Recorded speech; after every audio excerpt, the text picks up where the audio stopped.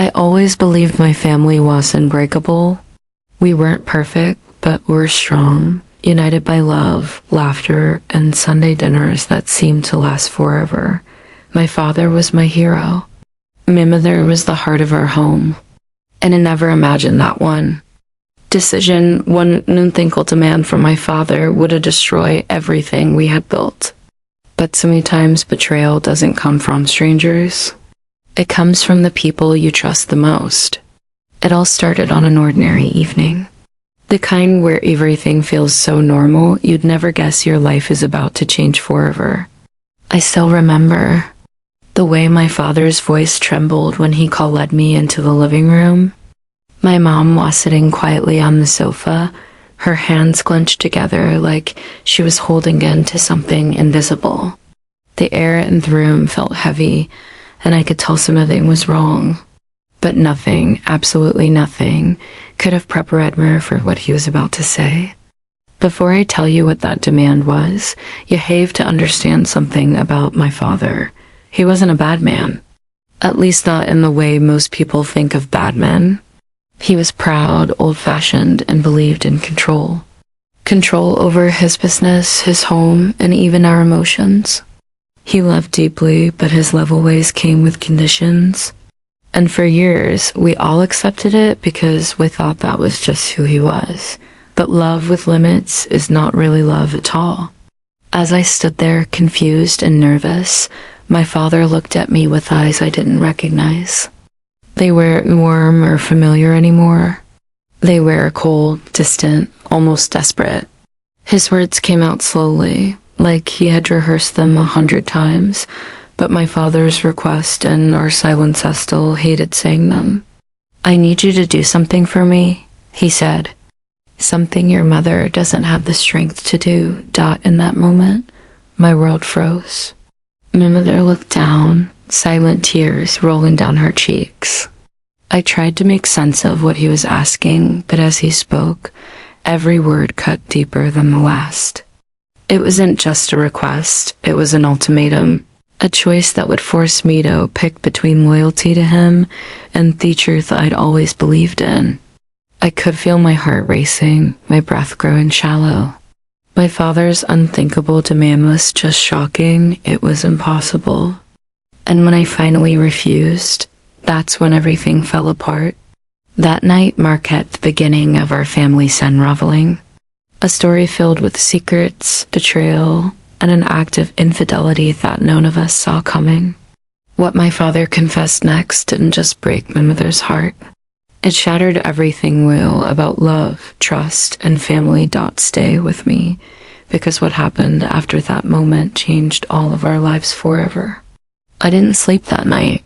I kept replaying my father's words in my head, trying to understand how everything had changed so fast. The man used to tuck me in at night, taught me to ride a bike, and told me that family always comes first. I didn't feel like the same person anymore. His voice echoed in my mind, that same calm but heavy tone that carried more power than a shout. My mother barely spoke. I tried to talk to my mother, but she just shook her head. "Some things are better left unsaid," she whispered, her eyes glistening. That sentence stayed with me. What could be so terrible that Shekel didn't even say it out loud? What was my father hiding? And why was he dragging us into it? As days passed, I started noticing small things. Late night phone calls that ended as soon as I walked into the room. Whispers between me parents that stopped when I got too close. My father would come home later and later, smelling faintly of perfume that wasn't my mother's. I didn't want to believe what my mind was telling me, but deep down I knew something was terribly wrong. The tension grew thicker every day. Family dinners became quiet battles, forks scraping plates, eyes avoiding one another, emotions locked behind forced smiles. My younger sister asked if everything was okay, but no one answered her. How do you tell a child that the people she loves most are drifting apart because of a truth too painful to face? Then one evening, I overheard my parents arguing. It wasn't loud, but the words were sharp enough to talk you through walls. My mother's voice broke as she said, "I can't live with this secret anymore." My father's reply was low, almost pleading, "If you tell them, you'll destroy us." That sentence froze me where I stood. Destroy us? What could be so powerful, so shameful that telling the truth would break orphanly? I didn't know it then, but that meant was only the beginning. The secret my father was hiding would soon come to light, and when it did, it would change everything I thought I knew about love. The more I tried to ignore it, the harder it became to pretend everything was fine. My father's distance grew like a shadow that stretched across every corner of our home. He started locking his study, taking phone calls outside, and avoiding family gatherings outdoors. My mother, once so full of life, seemed to fade a little more each day. She moved like someone carrying a weight too heavy to bear, smiling only the secret I discovered when she saw my sister. And even then, her eyes looked empty. I found myself caught in the middle, torn between two people I loved more than anything. I wanted to believe my father had Arison, a good reason for everything he was doing. But the whispers, the secrecy, the quiet arguments that always ended with my mother in tears, they were impossible to ignore. My heart wanted to protect him, but my mind kept asking the same question. What was he hiding from us? One evening, I followed him. I know it sounds wrong, but I needed answers. He said he was going to a late business meeting, but something inside me told me that wasn't true. I stayed far enough to be seen and watched. As he parked outside a quiet restaurant on the other side of town, a woman was already there, waiting by the door. She smiled when she saw him, the kind of smile that holds familiarity, comfort, and something more. I felt my chest tighten. I didn't recognize her, but the way he looked at her told me everything I needed to know. Still, I couldn't move. I couldn't cry. I just stood there frozen as my father, the man I trusted more than anyone, walked into that restaurant and left a part of my world behind. That night, I realized the truth wasn't just about betrayal. When I got home that night, everything felt different. The walls seemed to close in like they somehow knew the secret I now carried. My father came in late, just like he said he would, pretending everything was normal. I watched him pour himself a drink, loosen his tie, and sit down at the table across from my mother, who didn't look up. The air between them was heavy, too heavy, and I could almost hear the silence screaming. I wanted to tell her what I saw. I wanted to scream to, ask why he was lying to us, why he was destroying the family he had built with his own hands. But something inside him stopped. Maybe it was fear, maybe it was denial, or maybe it was because it knew that once I said it out loud, there would be no going back. The next few days were unbearable. My mother became distant, my father more defensive. I caught him snapping at her over small things. Her cooking, her silence, even the way she looked at him. He was angry, but not at her. He was angry because the truth was closing in on him, and he knew it. Then one evening, everything reached a breaking point. My mother found something, an envelope hidden in his briefcase. I'll never forget the look on her face when she opened it. It wasn't just shock. It was heartbreak mixed with betrayal. She turned to him, her voice trembling as she said, "How long were you going to keep this from us?" My father froze, his expression unreadable. My sister and I stood in the doorway, our hearts pounding. And in that moment, I realized this was it. The moment everything would finally come crashing down. What my father said next would decide whether our family could survive or fall apart forever. My father didn't speak right away. He just stared at my mother, his face pale and tight like he was holding back words that could destroy everything. My mother held up papers from the envelope, letters, photos, things I didn't fully understand. But from the look in her eyes, I knew it was something more than just betrayal. It was confirmation of everything she'd feared and everything I had tried not to believe. When Heffinelli spoke, his voice was low. "You didn't understand," he said, his tone desperate. "It's not what you think." But the tremble in his voice betrayed him.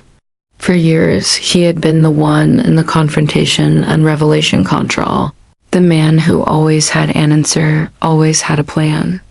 But in that moment, he looked small, cornered by his own lies.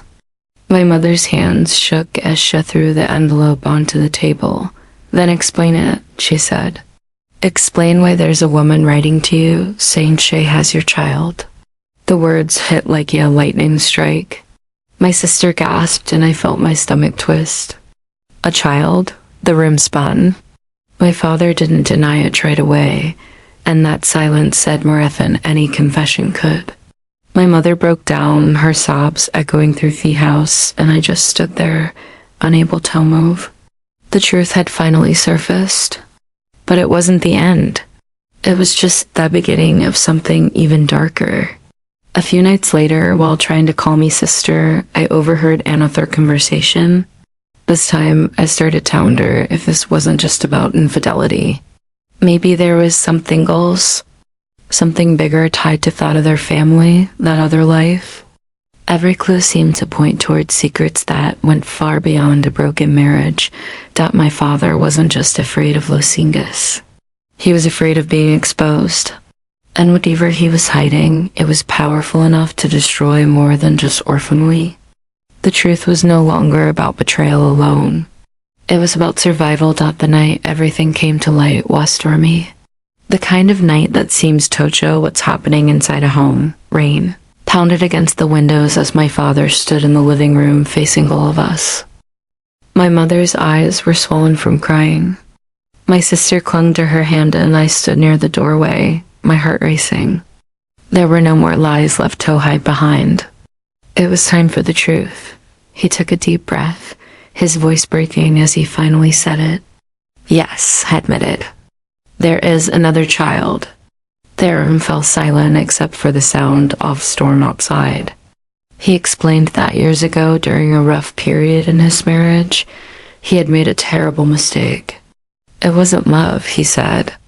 It was guilt, loneliness, and one moment that spiraled out of control. The woman he had been seeing told him later that she had a son, but she never wanted money or attention. All she wanted was for him to acknowledge the child quietly.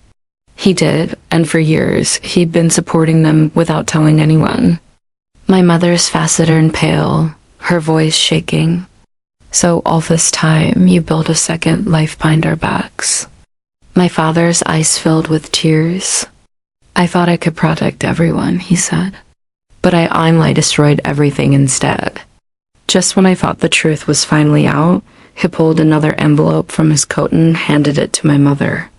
"You deserve to know everything," he whispered. Inside were legal documents, adoption papers. The child wasn't his by blood. He had been helping the woman hide the truth because she was running from someone dangerous, and he'd sworn to protect her and the child. The revelation hit us like a wave. My mother's tears turned from anger to confusion, and for a moment, none of us knew what to say. My father's unthinkable demand all those weeks ago, his plea for us to trust him, suddenly made sense. But the damage had already been done. Trust was broken, hearts were shattered. And even though the truth wasn't what we feared, it was still a truth that changed everything. That night, as the storm finale quieted, I realized something. Betrayal does not always come from lies.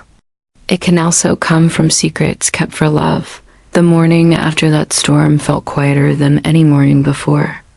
The house, though still filled with tension, seemed lighter, as if the truth, no matter how painful, had finally allowed us to breathe again. My father sat alone at the kitchen table, staring at his coffee, but not drinking it. My mother stood by the window, her arms folded, her eyes tired but calmer. For the first time in weeks, no one was shouting or crying. We were just still. He apologized again, not just with words, but with the kind of honesty that doesn't need to be rehearsed. Admitted that his fear of losing us made him hide things that should have been fixed. Over the next few weeks, we tried to rebuild. My father made it clear that the other woman and her child were safe. Can our family heal? Now, and there was no danger anymore. He wanted to come clean because he couldn't live with the weight of his choices. My mother agreed to counseling, not for him, but for herself, to heal, to understand, and maybe someday to forgive. My sister slowly began talking to him again, though she still struggled to call him Dad. Without hesitation. As for me, I learned something I never expected. Betrayal isn't always about unfaithfulness. It's about broken trust, about secrets that grow heavy when left in the dark. My father's unthinkable dent and the choices that followed tore our family apart, but they also revealed something hidden beneath the pain. The truth that love is not perfect and forgiveness isn't weakness. It's courage. Months later, we sat at the same dinner table where everything had fallen apart. It wasn't the same, and maybe it never would be, but there was peace. My mother reached across and took my father's hand. And in that small, quiet moment, I realized that families didn't survive because they avoid breaking.